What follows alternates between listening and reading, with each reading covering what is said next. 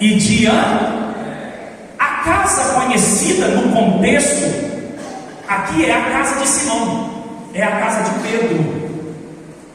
O capítulo 2 começa e Marcos, ele não vê necessidade de repetir que a casa onde Jesus está em Cafarnaum é a casa de Pedro, porque ele pressupõe, ele infere que os leitores, ao perceberem ao fazerem essa leitura, vão entender que a casa onde Jesus está é a casa de Pedro, é a casa de... Então tem uma informação aqui, a primeira lição que eu quero extrair com você, e eu quero que você pense comigo. Você percebeu que o que está acontecendo aqui é que Marcos está falando que Jesus está na casa, e parece que o texto dá a entender que a casa é de Jesus, quando na verdade a casa é de Pedro? Pegou ou pegou? Você consegue perceber que no versículo 1, Marcos está falando que a casa onde Jesus está parece ser dele, mas a casa é de Pedro. E que coisa gloriosa, irmão, é quando a nossa casa não é apenas nossa, é também do nosso Senhor Jesus Cristo. Essa é a primeira lição que eu quero pensar com você. Coisa boa é quando a minha casa não é só minha, ela também é de Jesus Cristo. Jesus entra na casa de Simão e Jesus vai falar assim: Simão, a casa é sua, mas eu vou fazer da sua casa a minha também, só que vai ser possessão minha.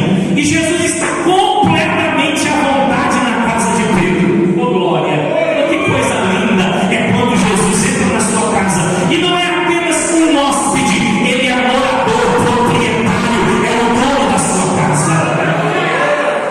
Você pode dizer comigo assim? Diga: Senhor Jesus, eu quero que o Senhor seja o dono da minha casa. Coisa boa é quando Jesus tem a oportunidade de entrar na nossa casa, mandar e desmandar nela. Vou dizer isso de novo. Coisa boa é quando Jesus, irmão, é o proprietário de uma casa, quando ele tem a autoridade de fazer o que ele quer ali naquele ambiente. É o que Jesus quer fazer nesse mês de agosto na sua vida, viu? Ele não quer ser apenas um viajante de passagem, ele quer ser doador, proprietário da sua vida e da sua família. Essa é a primeira lição. Vamos mais. Verso de número 3 e 4 vai falar uma coisa interessante. Olha aí, verso 3 e 4, capítulo 2, verso 3 e 4. O texto vai dizer que a casa era superlota, a casa era de Simão, mas Jesus está usando ela como se fosse dele. Vamos de novo? A casa é de Simão, mas Jesus está usando ela como se fosse dele. Deixa Jesus ter liberdade na sua vida. Eu vou falar um negócio aqui antes de pular para o segundo ponto. Escute isso aqui. Jesus, irmão, não age igual o diabo. Jesus, para poder agir, a gente precisa abrir a porta. O diabo é arrombador, ele não precisa de porta aberta, não, ele só precisa de uma brecha para agir. Mas Jesus não, Jesus é educado. Se você não der liberdade para Jesus agir na tua casa, ele não vai agir.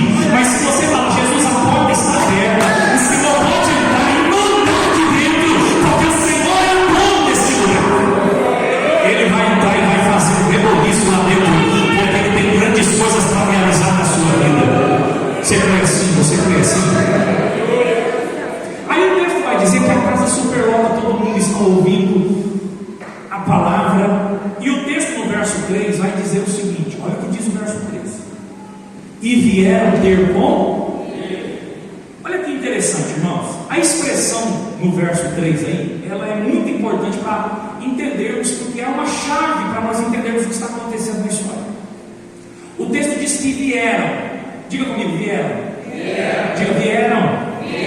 Olha para mim. A palavra vieram e o verbo vir é o verbo grego erromai. O verbo erromai aí, ele é um... Preste atenção, vou falar um negócio aqui, mas vou te explicar. Segura aí, para você entender o que está acontecendo. O verbo erromai aí é o verbo vir.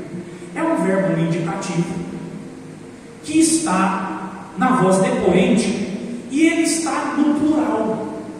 Escute isso. Quando você pega isso no texto, esse verbo, que é o verbo erromai, o verbo vir, que está no imperativo, no indicativo, e é a voz depoente que está no plural, isso faz referência, sabe ao quê? A um grupo de pessoas. veio, porque veio seria um. Vieram, olha para mim aqui. Havia um grupo que estava indo na direção da casa onde Jesus estava. Vocês estão comigo ou não? No meio desse grupo havia um paralítico que estava sendo carregado por 4 pessoas que estavam também nesse grupo.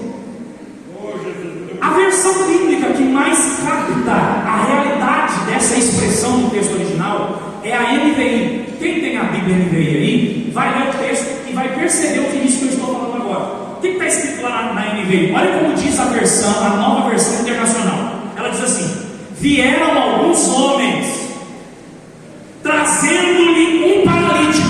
Olha o detalhe: carregado por 4 deles.